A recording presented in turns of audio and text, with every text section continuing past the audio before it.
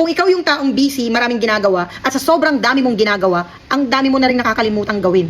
At sa sobrang dami mong nakalimutan, marami na ding nagtampo sa'yo.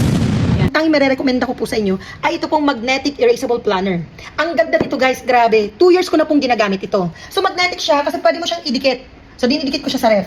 Sobrang malaking tulong nito guys dahil alam ko na yung gagawin ko sa susunod na araw. So ito guys, for the month of July. Susulat mo lang dyan July. Ayan. So sa goals, lahat ng mga gagawin mo for this month na wala pang specific date, pwede mong isulat dito. At ito guys, yung date, lagyan mo July 1 hanggang July 31. So every day na nakikita mo tong board na to, alam mo na yung gagawin mo on the next day. So, syempre, magpe-prepare ka na sa sarili mo. So, tulad dito guys, itong coloring contest ng mga anak ko. Pwede ko ilagay dito yung mga ginagawa ng anak ko. Dahil bilang isang mami, kung halimbawa, coloring contest nilang July 11, syempre, July 10 pa lang, bumibili ka na ng mga kailangan ng mga gamit ng mga anak mo para sa coloring contest. So, importante din dito guys, yung mga birthday, lalo na yung birthday ng barkada mo, birthday ng mga nag-invite sa'yo, birthday ng mga kaibigan mo, kailangan hindi mo yung nakakalimutan.